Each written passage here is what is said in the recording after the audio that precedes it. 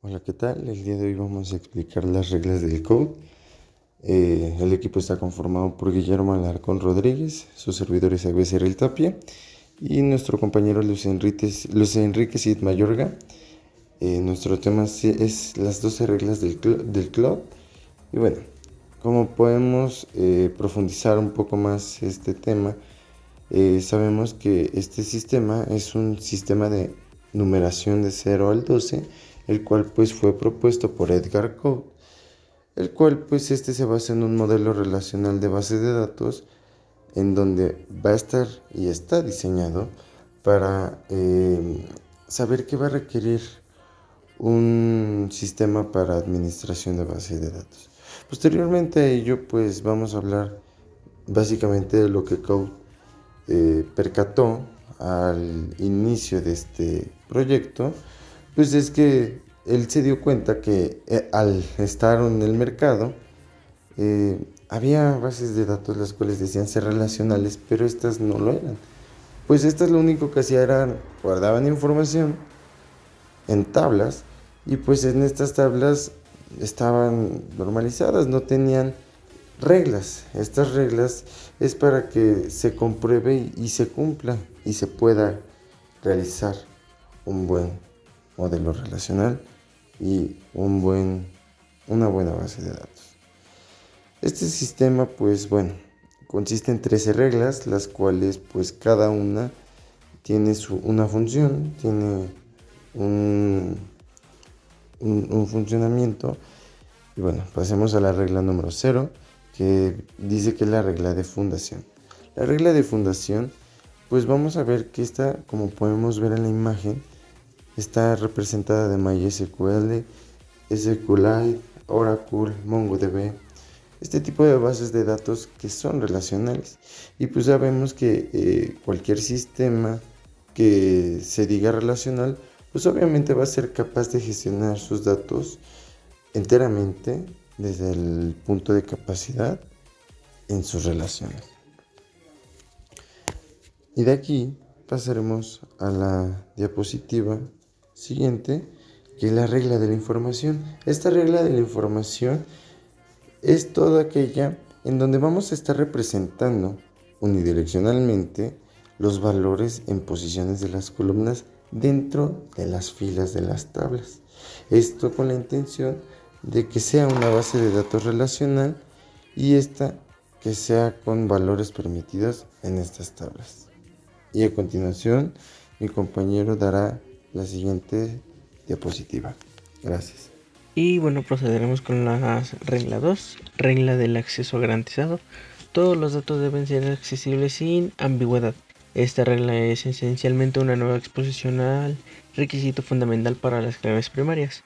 Dice que cada valor escalar individual en la base de datos debe ser lógicamente direccionable, especificando el nombre de la tabla, de la columna y lo que contiene la clave primaria. Bueno, lo que nos viene diciendo esta regla es de que cualquier dato pues es accesible sabiendo que pues, la clave de su fila y el nombre pues es su columna o atributo. Y pues un ejemplo de esta regla pues podremos decir que nuestro profesor Sánchez es un dato al que podemos acceder conociendo la clave de esa persona y en concreto pues usando el atributo que es su primer apellido. Y también si a un dato no podemos acceder de esta forma, no estamos usando un modelo relacional. Y bueno, procederemos con la regla número 3, que es regla de tratamiento semántico de valores nulos. El sistema de gestión de base de datos debe permitir que haya campos nulos. Debe tener una representación de la información que falta y de la información inaplicable, que sea semántica y distinta de todos los valores regulares. Y bueno, lo que nos viene diciendo esta regla es de que los valores pueden dar un significado a una columna que contenga una persona sin teléfono que tendrá un valor nulo del teléfono. El SGBD pues va a tener la capacidad de manejar los valores nulos, de reconocer el valor que es distinto. El SGBD también podría aplicarle una lógica apropiada y también es un valor independiente del tipo de datos de la columna. A continuación, mi compañero Sid les va a explicar las demás reglas. Muy bien, pasando a la siguiente regla, número 4, el catálogo dinámico en línea basado en el modelo relacional. El sistema debe soportar un catálogo en línea, el catálogo relacional, que da acceso a la estructura de la base de datos, que debe ser accesible a los usuarios autorizados. Esta regla es más que nada, pues el catálogo en línea es diccionario de datos. El diccionario de datos se debe de poder consultar usando las mismas técnicas que para los datos. Los metadatos, por tanto, se organizan también en tablas relacionales. Si select es la instrucción que consulta datos, también será la consulta de los metadatos. Esta es la regla número 4 y pasamos a la número 5, que es la regla comprensiva del sublenguaje de datos. El sistema debe soportar por lo menos un lenguaje relacional que pues tenga una sintaxis lineal, pueda ser utilizado de manera interactiva y tenga soporte de operaciones de definición de datos, operaciones de manipulación de datos, la cual es una actualización, así como la recuperación de control de la seguridad e integridad y operaciones de administración de transacciones. En una base de datos, el sublenguaje de datos es, pues al menos tiene que existir un lenguaje el cual sería capaz de hacer todas las funciones del SGBD. No puede haber funciones fuera de ese lenguaje. Puede haber otros lenguajes en el SGBD para hacer ciertas tareas, pero esas tareas también se deben poder hacer con lenguaje completo. La regla número 6 nos estaría mencionando la regla de actualización de visitas. Todas las visitas que son teóricamente actualizables deben poder ser actualizadas por el mismo sistema. En un ejemplo, vistas simples, vistas completas, vista estándar, vista indizada, vista con particiones. Ponemos algunos ejemplos para poder validar cuáles son las distintas vistas. Y bueno, en la regla número 6, lo que se puede realizar es que las vistas tienen que mostrar información actualizada. No puede haber diferencia entre datos de las vistas y los datos de las tablas base. Y por último estaríamos pasando a la regla número 7, las inserciones, modificaciones y eliminaciones de alto nivel.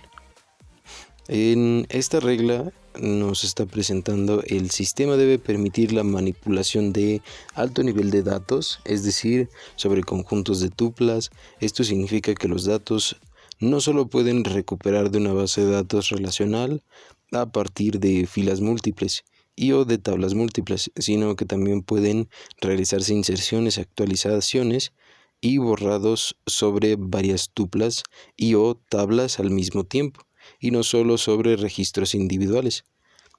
En esta regla número 7, la idea es que el lenguaje que maneja la base de datos sea muy humano.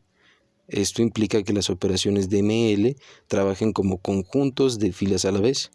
Para modificar, eliminar o añadir datos, no habrá falta programar de la forma en la que lo hacemos con los lenguajes de tercera generación como C o Java.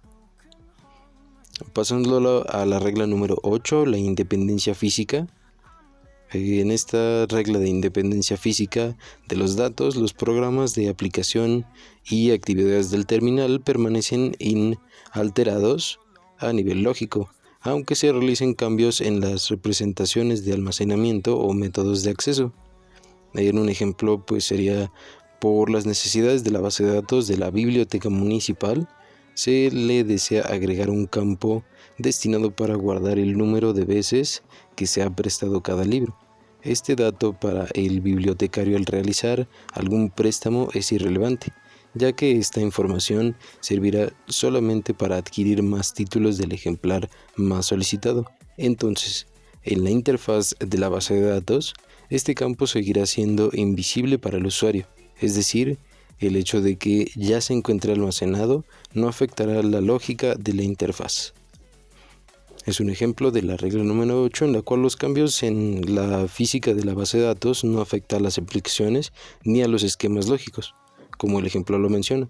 Y el acceso de las tablas, el elemento lógico, no cambia porque la física de la base de datos cambie. Y pasando a la siguiente regla, mi compañero estaría ahí mencionando cuál es la regla número 9. Y bueno, ahora procederemos con la regla 9, independencia lógica de los datos. Los programas de aplicación y actividades del terminal permanecen inalterados a nivel lógico, aunque se realicen cambios a las tablas base que preserven la información. La independencia de datos lógica es más difícil de lograr que la independencia física de datos. En este caso, lo que nos viene a decir esta regla es que los cambios en el esquema lógico de las tablas de la BD no afectan el resto de los esquemas, y si cambiamos los nombres de la tabla o de columna o modificamos la información, pues las filas de las aplicaciones pues no se ven afectadas, que es como en el caso del esquema externo. Y pues bueno, es más difícil de conseguir. Y bueno, procedemos con la regla 10, independencia de la integridad. Las restricciones de integridad se deben especificar por separado de los programas de aplicación y almacenarse en la base de datos.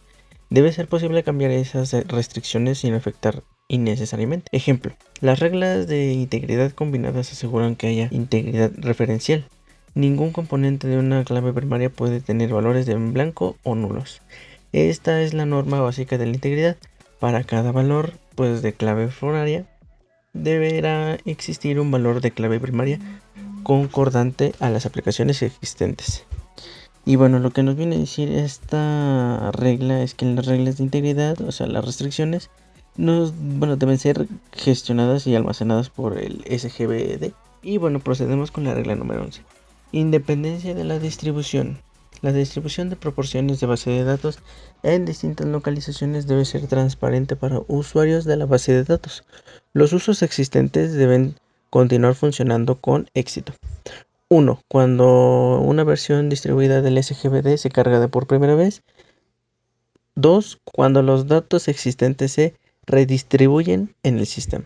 Y bueno, a lo que se refiere esta regla es de que la base de datos pues almacena y gestiona la forma de distribuir los varios servidores y no afecta el uso de la misma programación de las aplicaciones del usuario.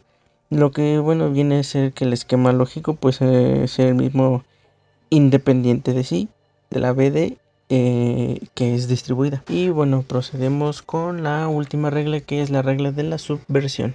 Si el sistema proporciona una interfaz de bajo nivel de registro, aparte de una interfaz relacional, esa interfaz de bajo nivel no debe permitir su utilización para subvertir el sistema. Por ejemplo, para sortear las reglas de seguridad relacional o las restricciones de seguridad. Esto debido a que pues algunos sistemas no relacionales preventivamente existentes se les ha añadido una interfaz relacional, pero al mantener la interfaz nativa seguía existiendo la posibilidad de trabajar relacionalmente.